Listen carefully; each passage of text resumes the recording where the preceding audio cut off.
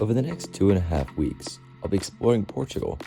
I'll wander the historic streets of Lisbon, visit quaint medieval towns, experience the bustle of Porto, spend time in the Douro Valley, and enjoy a relaxing week in the Algarve along Portugal's southern coast. Join me as I explore the beautiful country of Portugal. We arrived in Lisbon around 7 a.m. after a long flight from Charlotte.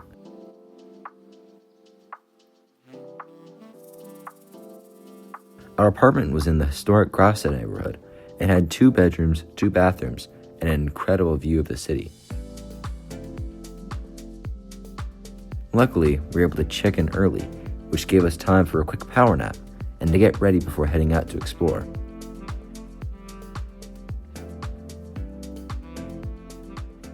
Sorry about the disco light. Our first stop in Lisbon was the Castelo de São Jorge. It's a pretty steep walk uphill on cobblestone streets, so definitely wear good shoes and bring water if it's hot. We got there later in the afternoon, so there wasn't much of a line, but I've heard you can get really busy during the day. I'd recommend buying your tickets in advance. I'll link the website below.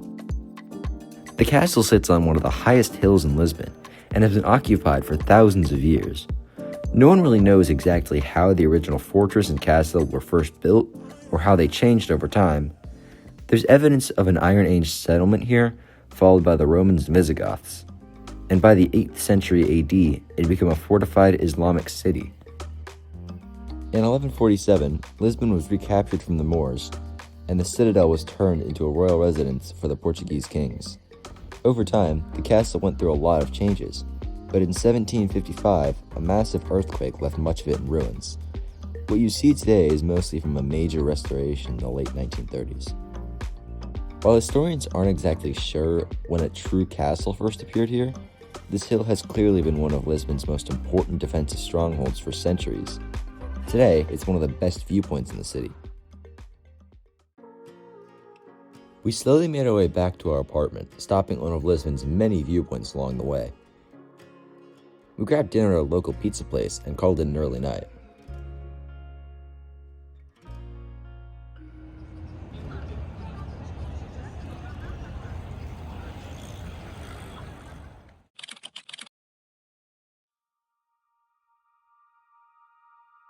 The next morning, we walked about 15 minutes to the metro station, then switched to a train to get to Belém.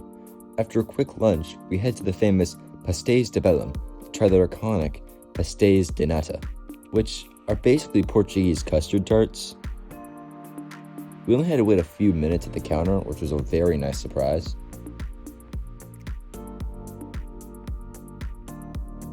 Next, we made our way down to the river to see the Monument of the Discoveries. It was originally built in 1940 for the Portuguese World Exhibition, and later rebuilt in 1960 to mark 500 years since the death of Henry the Navigator. Henry is at the front, followed by other explorers, navigators, and key figures from Portugal's Age of Discovery.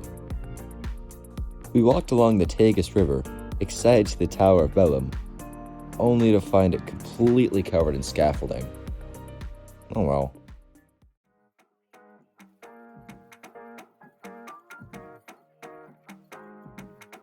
We headed back towards Lisbon and had dinner in the historic Alfama District, one of the oldest neighborhoods in the city, and honestly, it ended up being our favorite area in Lisbon.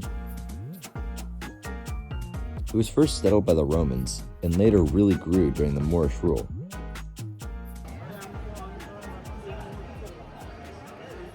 A lot of the buildings here actually survived the 1755 earthquake, although none of the original Moorish houses remain.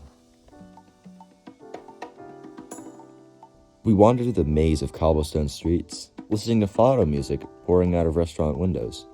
It was a pretty great way to end the day.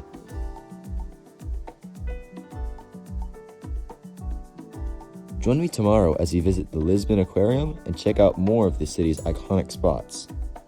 Thanks for watching.